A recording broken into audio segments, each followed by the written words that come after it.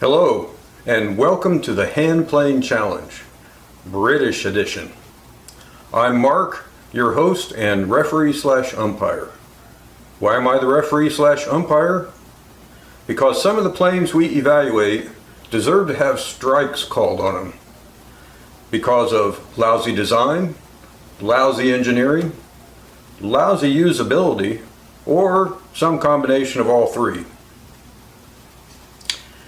If this is your first time for viewing one of my videos, I've included a link below to an introduction video which explains the concept behind the Handplane Challenge video series.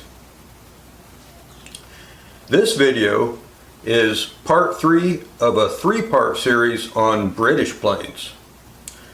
The previous 2 videos featured a Scottish infill smoother and a Preston No. 9 smoothing plane. This video is everything you wanted to know about a Marples X4 but were afraid to ask. On the next video, we'll wrap up with a comparison and ranking of all 3 British planes. First, a little bit of history on the William Marples & Sons Company. Unlike the previous 2 videos, there are very excellent references online for the William Marples & Son Company.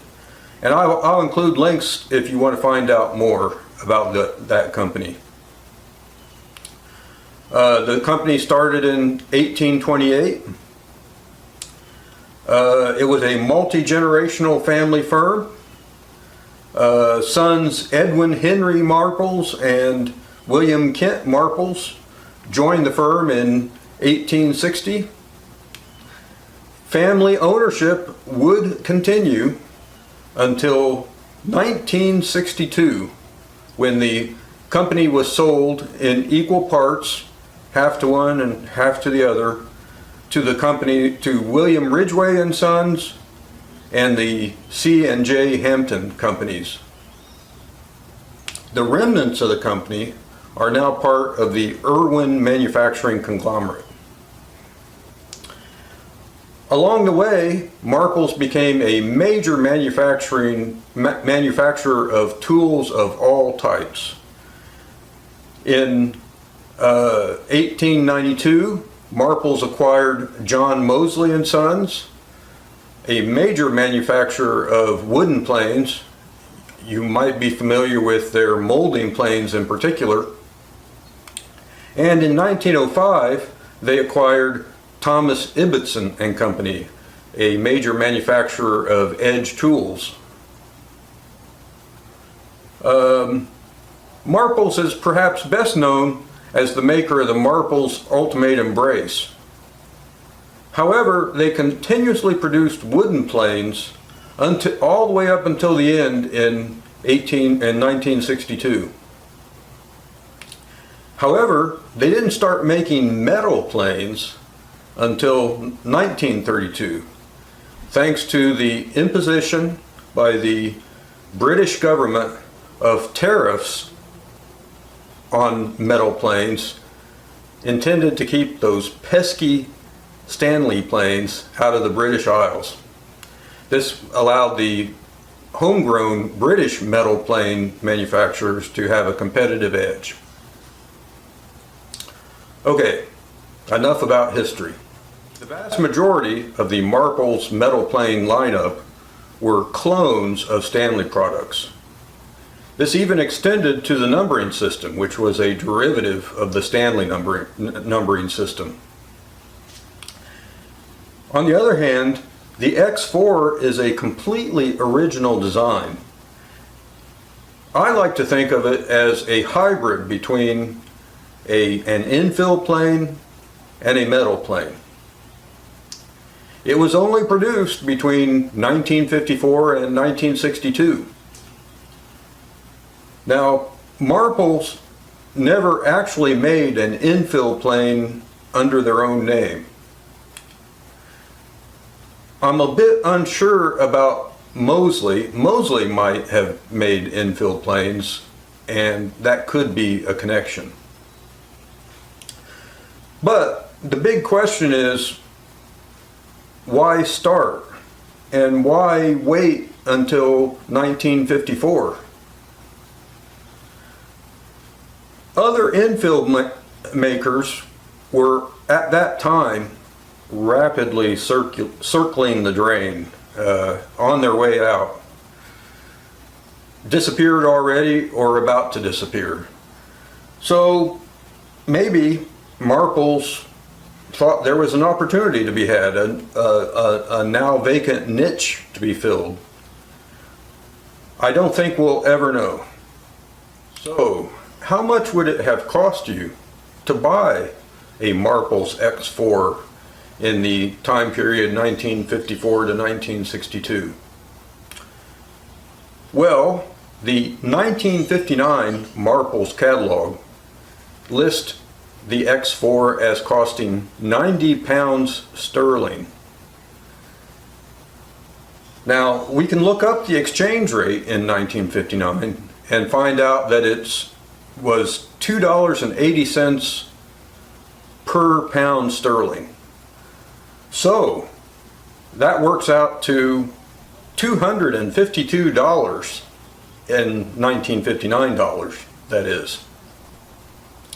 To put that into perspective, the per capita annual income in the US in 1959 was about $1,400. So if you wanted to buy one of these, you needed to work about 2 to 3 months solid before taxes to be able to afford one. Furthermore, we can also look up a sort of general inflation factor between 1959 and 2021. $1 in 1959 is roughly equivalent to $9.20 in 2021. So, that means that if you were to buy this plane today on the same cost basis, you would have to shell out $2,312 in today's money. Holy guacamole, that's a lot of money. What an expensive plane. I thought for a moment, well, maybe I should go rent a safe deposit box and put this thing in it. Actually, that's a bit hyperbolic. The market value of this thing is nowhere near $2,300, but still, it gives a whole different perspective on this plane. It just plain cost a lot of money. Alright, so let's take a closer look at this plane and see what makes it tick. Okay, here is the Marples X4. Obviously, Marples on the lever cap. It's a little hard to see. X4 cast into the body, into the bed. It's actually pretty small. I didn't even realize that was there until I took it all apart for this video. We'll see in just a minute. I don't think we can see from this vantage point, but there's a Marples on top of the lateral adjuster. And then finally, also probably going to be a little hard to see. Let's see if we can tilt it up. The cutter has the Marples stamp with the Shamrock, Sheffield, England, and so forth. Okay. Let's, in general, what we've got is sort of the reason it's sort of a pseudo infill is that there's this wooden piece here bolted to the bed that contains the depth adjustment and is the support for the cutter and lever cap and so forth. It has here an insert piece that's for closing down the mouth. It has a fairly large knob in front, and it has these strange little, lever for the lever cap. We'll get into that in just a minute. Now normally, what I would do at this point is take the thing all apart so that you can see the parts and pieces. However, that's not really going to add much to this video. So what I'm going to do instead is I've taken pictures of it disassembled, and I'll put those up on the screen right now. Feel free to pause the video and study the pictures as much as you want. But otherwise, we're going to go ahead with the general description of the plane and the rest of the video.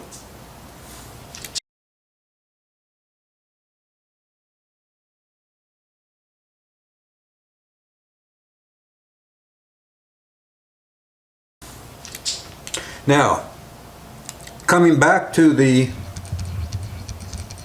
wooden part here, initially you sort of think, well, that's like an infill. But in reality, you see, it's not really an infill.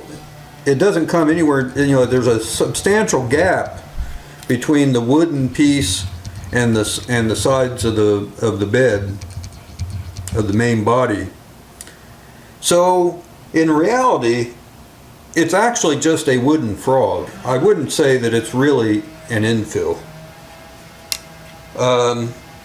As one side note, these gaps here,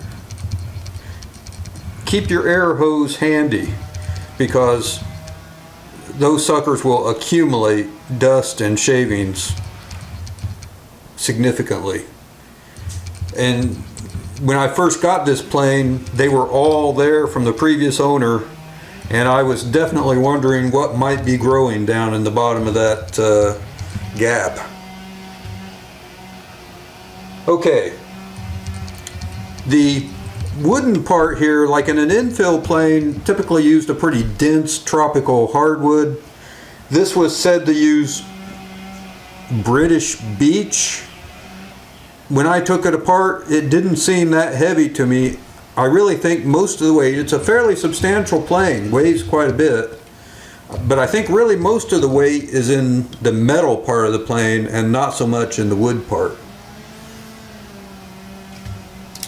Okay, we're going to take this apart. So the lever cap comes off like that.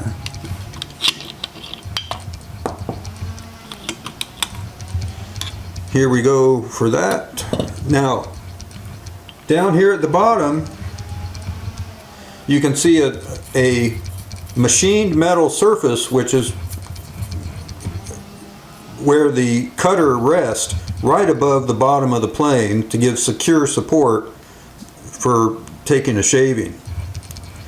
Now, surprisingly, you might think that the cutter would rest on the whole length of this surface, but in reality, according to the literature, they made the slope of the wooden part 1.5 degrees greater than the slope of this metal piece down here, so that when it was tightened down, it would definitely, even if the wood moved a little bit due to seasonal moisture changes, even if the wood moved a little bit, it would still be firmly supported down here on the metal surface.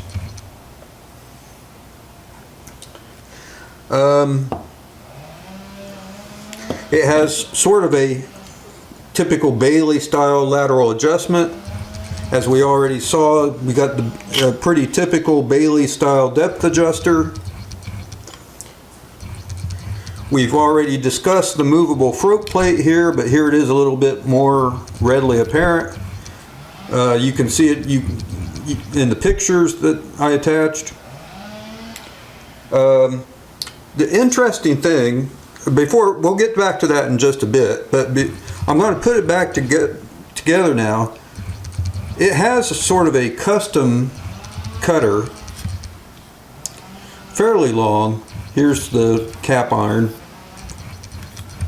Interestingly, the sides of the cutter are beveled. I do not know why that would be. It seems to me like you would always want to maintain full thickness of the iron, so there's something that struck me as a little odd. When it goes in here, the bevels aren't really clearing anything. There's no mating surfaces that the bevels would mate with. So that's one that I just don't quite get. Alright, we're going to go ahead and put this back on. Another kind of strange feature is the lever cap does go pretty far down. That's about as low, extends pretty far down, you know, only a short distance above the, I mean, maybe, you know, maybe not even a quarter of an inch, maybe 3/16 of an inch, somewhere in that neighborhood above the bottom of the plane. So that obviously also was intended to make sure that the bottom of the cutter was pressing securely on that metal, machined metal surface to make sure that it was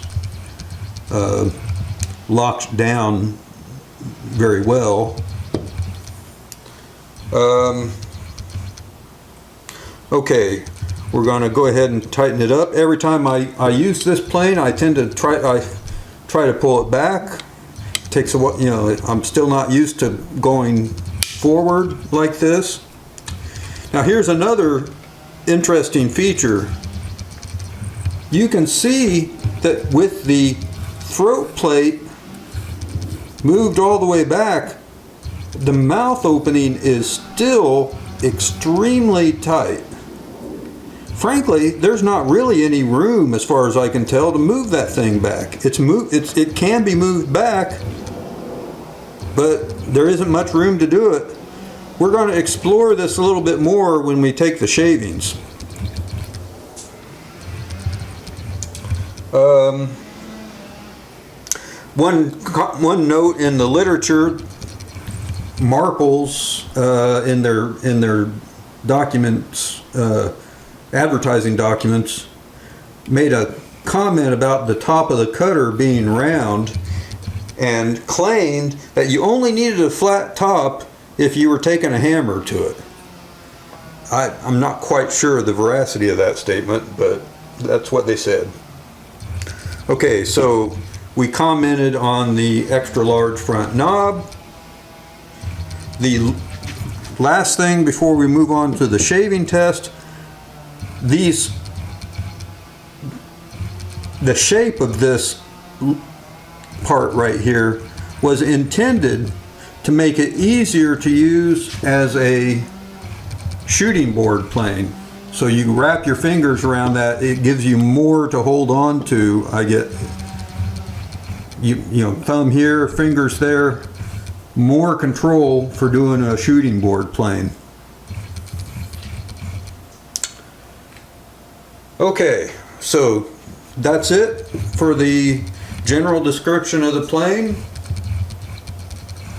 and I think what we'll do next is take some shavings.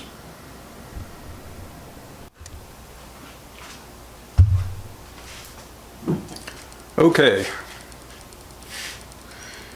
we've got the same settings as we just saw a minute ago in the video.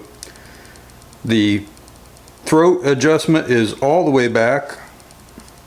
The mouth is still fairly small even with that, and we're going to try to take some shavings.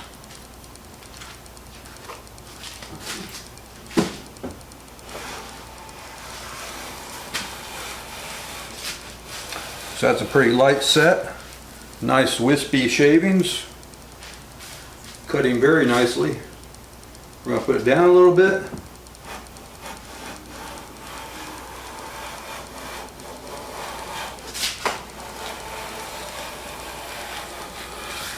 Might have been gone a little too far, but It's certainly taken an excellent shaving.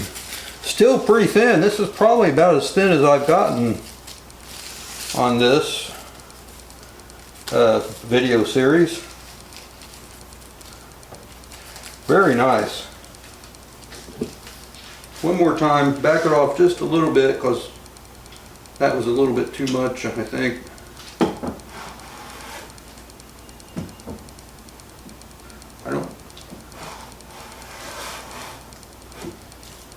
I'm a little deep down here. That's probably not jointed perfectly.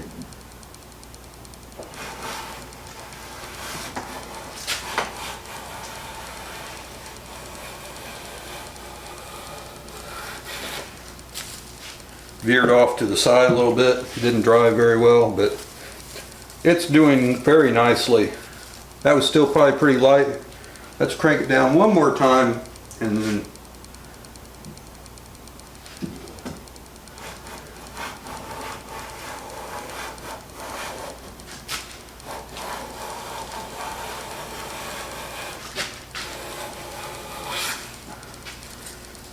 all right. Taken excellent shavings. Very happy with that. Okay, now let's take a look here. So here I have my usual, I don't know if you can see it, but the cap iron is a very small distance from the end of the cutter. Now, in a previous test, I'm not going to do it here, I slid the throat adjustment rearward with this setting, and all it did was clog up. It had no, it was just, you know, instantly would clog the throat with shavings. I'm not going to do it again here. It's not a very good use of video time. You can take my word for it. Alright, now I'm going to pause the video and try a new setting on this. I'm going to see what happens if I move this thing back to move this cap iron out of the throat, and then set the throat adjustment back and see what happens. Alright, be right back. Okay, I'm back. So here's what we've done. As you can see, this is the throat adjuster. I have now moved it back so about a 1/16 of an inch.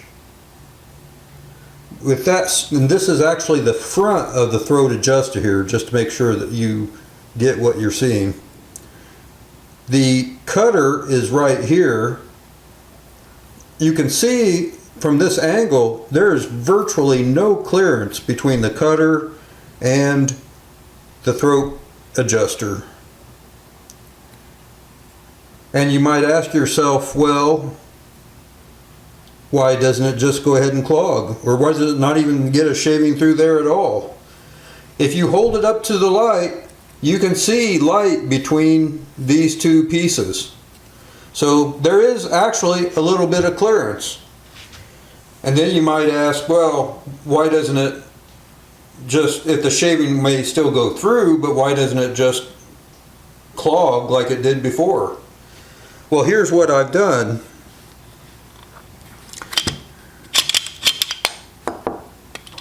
The cap iron is what's causing the clogging in the previous episode. So we just take the cap iron and move it back. Just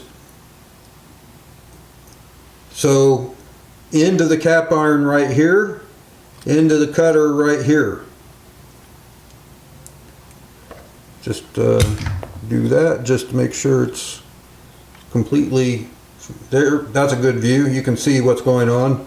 At least 3/16 of an inch, maybe, you know, certainly not quite a quarter, but a good 3/16 of an inch back from the end of the cutter.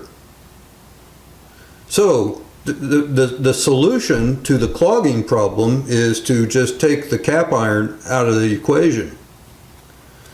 as they say in the movies, cap iron? We don't need no stinking cap iron. Sorry. Okay, now let's try it out. So let's try it out.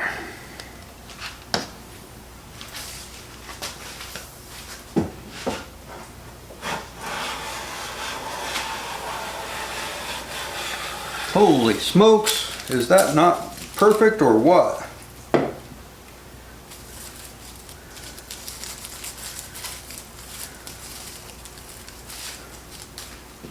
Let's do it again.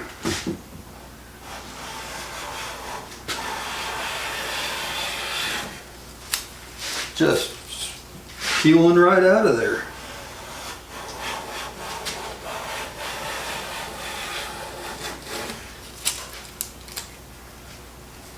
Isn't that amazing? That is as tight a mouth opening as you ever get on a plane. Just, you swear that shavings couldn't even go through it. Talk about premium performance. That's like a shoulder plane almost in terms of the way it takes a shaving.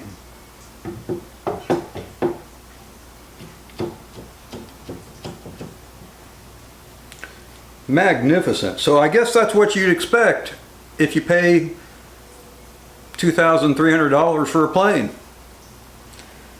Alrighty then. So mode number 1, normal operation on the cap iron. Mode number 2, almost eliminate the cap iron as a factor and close the mouth to almost nothing. Both modes work very well. I can't wait to try this out on ugly twisted grain to see how that second mode works. Just magnificent. Okay, so that's my temporary conclusion. As I've said before, we're not going to do a complete wrap up. We're going to save that for the conclusion video. But this sucker is working very well. I'm very impressed with it. So please, if you like this video series, subscribe, or at the least leave comments below. I'd love to hear from you what you thought of the planes, what you thought of the video, and anything else that's on your mind. All right, thank you, and we'll see you next time.